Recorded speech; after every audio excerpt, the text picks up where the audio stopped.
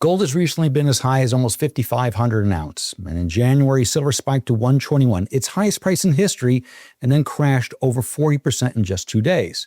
Many investors panicked. They dumped everything, but that may have been the wrong move.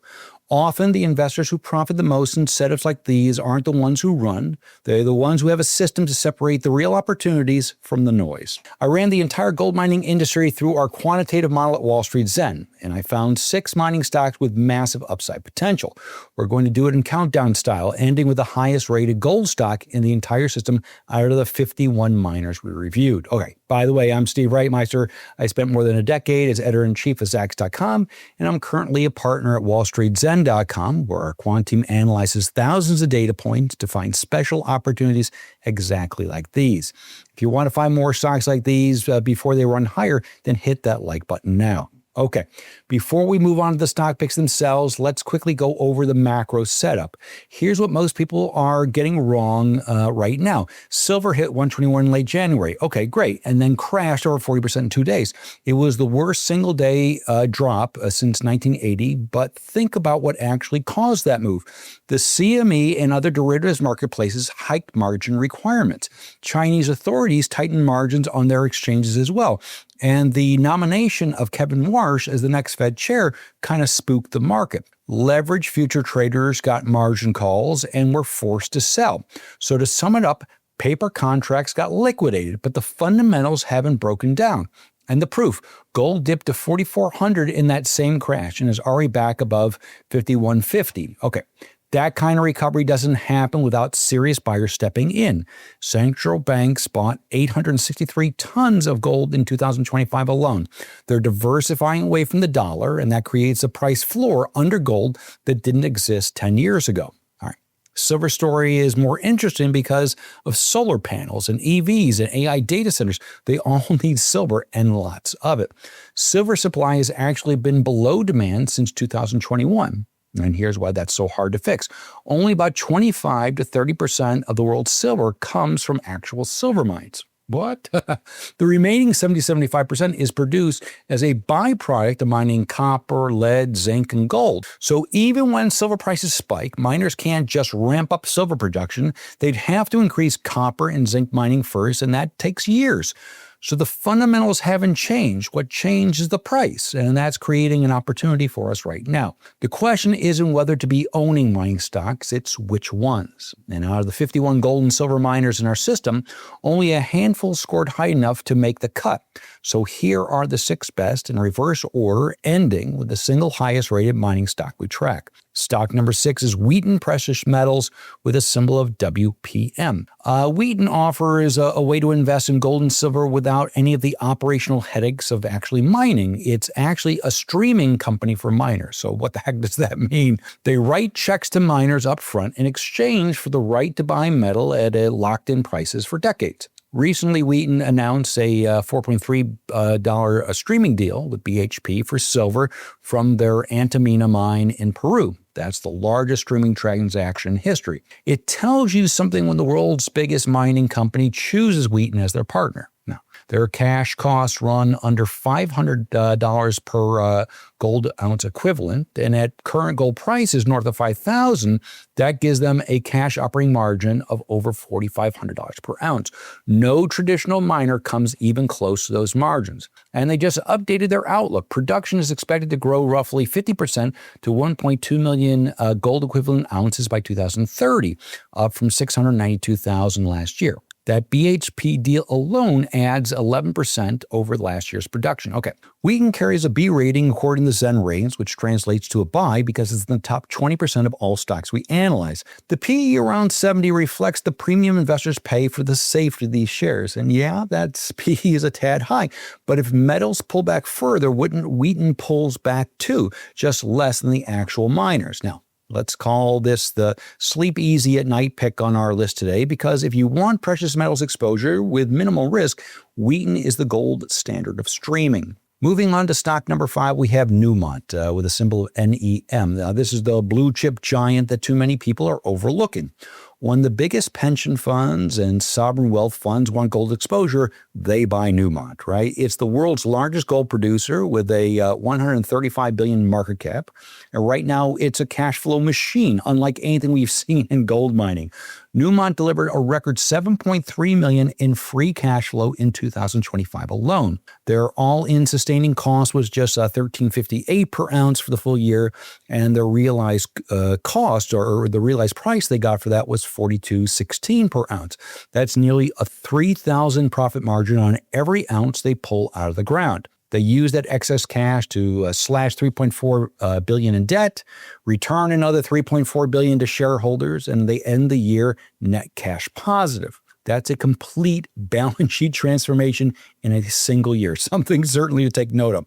On top of that, they have massive gold reserves, roughly 40 years of production lifespan at current rates of mining. No other peer has that long of a runway, which is a great part of Newmont's investment appeal. Production is expected to be slightly lower in 2026, around 5.3 million ounces, down from 5.9 last year, and costs are expected to rise to about $16.80 per ounce. But as gold is above 5,000, the margins are still enormous. Worth noting, the drop in production is mostly because they divested some non-core mines throughout 2025. Now, Newmont is framing 2026 as a transition year before a new growth phase starts in 2026. This is the Berkshire Hathaway of gold mining. You're not buying Newmont because it's going to triple in the year ahead.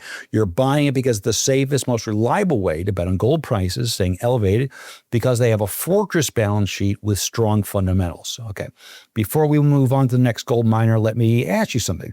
Are you the kind of investor who wants data-driven stock picks instead of just hype? If yes, then subscribe and hit the notification bell below. That is the best way to get all of our future videos, to get more timely insights and top stock picks. Moving on to stock number 4, we have Pan American Silver with a symbol PAAS, a silver pure play with real value in the shares. Now, we step up to an A-rated territory with these stocks. That puts in the top 5% of all Zen ratings stocks that we analyze. Historically, these are the top performing stocks, and the reason why we want to load up on A-rated stocks. This pick is really a bet on the bullish silver thesis we talked about earlier.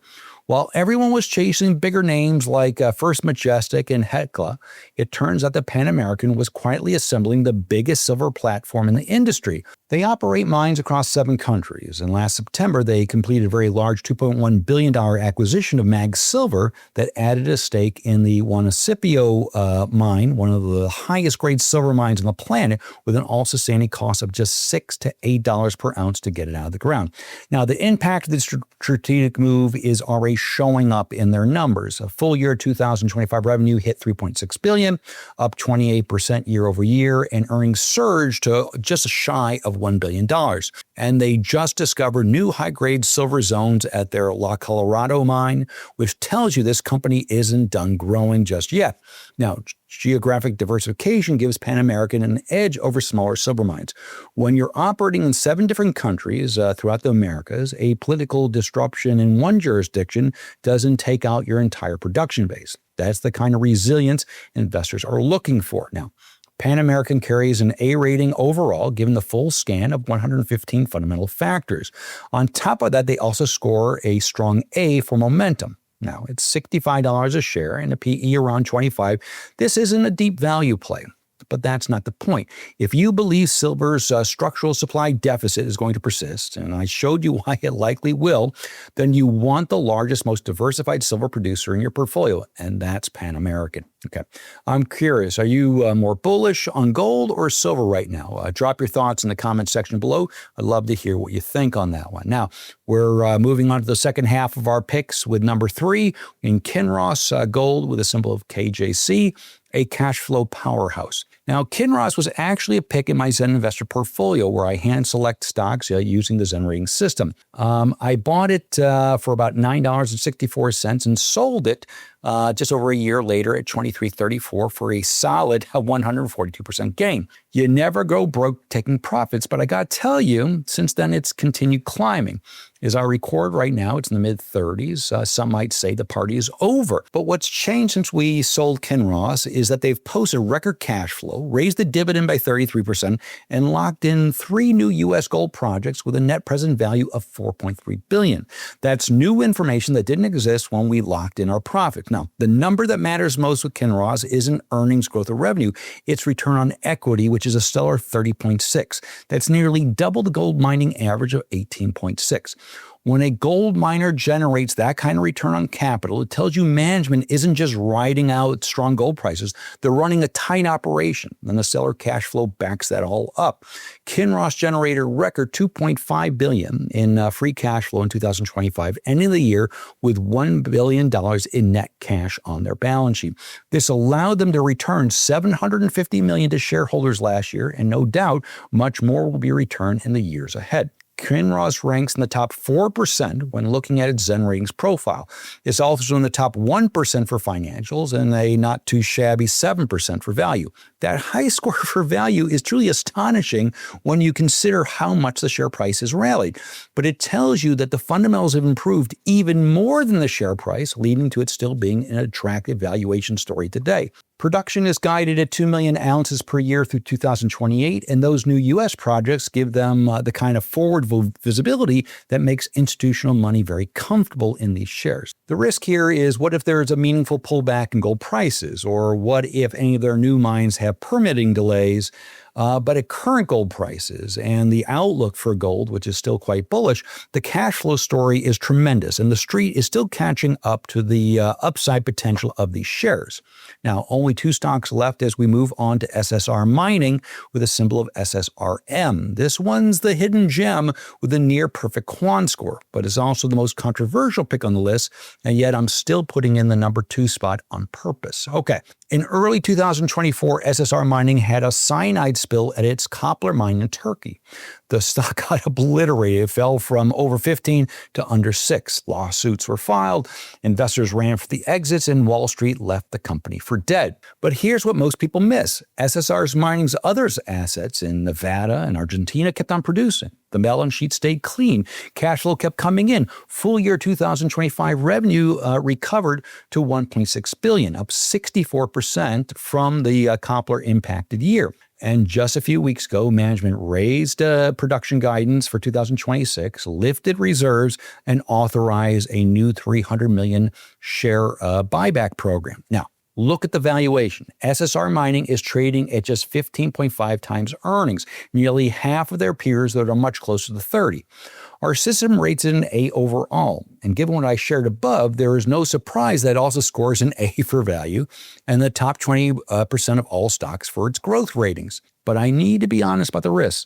The Turkey situation carries real geopolitical, operational, and legal risk. The middle-of-the-road C grade for safety in our model kind of reflects that outlook. Now, if you're risk-averse, this isn't the stock for you. But if you're a contrarian who understands the worst news is probably already priced in and a recovery is underway, the risk-to-reward ratio here is quite exceptional, right? You're buying at a significant discount with a massive buyback supporting the stock. Before we get to the last pick, if you want to see the full Zen ratings breakdown for every stock on the list today, the link is in the description. And if you're looking for more stocks with exciting upside potential, we put together a free report you should claim now called 3 Stocks to Double This Year. The link is in the description, or scan the QR code that you see on the screen. We have finally made it to the number 1 ranked stock in the gold mining industry according to the Zen ratings model. I am talking about Iamgold with the symbol of IAG. Again, out of the 51 gold miners in our system, and a lot of them are very highly rated, we are talking about the highest rated stock, looking at the quant review of 115 different factors on fundamentals, momentum, and our unique AI factors in the model. And the story behind it is one of the best turnaround narratives in the entire sector. That's because 3 years ago, Iamgold was a struggling miner with a bloated balance sheet and unfinished mega project. This had shares trading for only $5. Cody reached full capacity in 2025 and produced a record 106 ounces in Q3 alone. That's about half of their total production. Company-wide Q3 revenue hit $706.7 million and an average realized price of $3,492 per ounce. Their all-in sustaining cost was $19.56 per ounce, well below the industry average, and it's dropping as the Cody mine ramps up. This points to strong and improving profit margins. Now, for the full year, Iamgold generated $2.85 billion in revenue and $1.5 billion in EBITDA. And here's the kicker. In 2025, they slashed debt by over $500 million, including a large high-cost term loan. Right? This greatly improved the balance sheet, has allowed them to launch large-scale stock repurchase program that is very shareholder-friendly. Now, Iamgold carries an A rating, no surprise here, which undersells the fact that it is actually the 99.79 percentile, as in not the top 5% of stocks like our normal A-rated stocks, not the top 1% of stock. We're talking about the top 0.2% of all stocks looking at this 115-factor review. Now, they also earn strong A grades for value, momentum, sentiment, and financials. That is a well-rounded report card worthy of being the top-rated stock in the industry. There are some risks to consider here. First of all, the stock has already run from $5 per share to $23. That makes it susceptible to hefty rounds of profit taking. Also note that the Cody mine is a 70-30 project venture with Sumitomo. So Iamgold captures only 70% of production, not 100%. They also have the Essakane mine in Burkina Faso, which carries geopolitical risk. Okay. But most everything that was wrong with this company has been fixed. The mine is built, the debt is gone, the cash flow is real, and gold is above 5,000, and it's killing it with the Zen ratings. This is the number one stock for good reason. Okay, so which of these 6 gold mining stocks seems like the most promising pick to you? Tell me your thoughts in the comment section below, or perhaps share your outlook for gold and silver in the year ahead. I always enjoy reading your comments and look forward to responding to what you share with me. All right. And if you're looking to make more additions to your portfolio, I highly suggest you check out my recent video where I broke down the companies people will regret not investing in 10 years from now.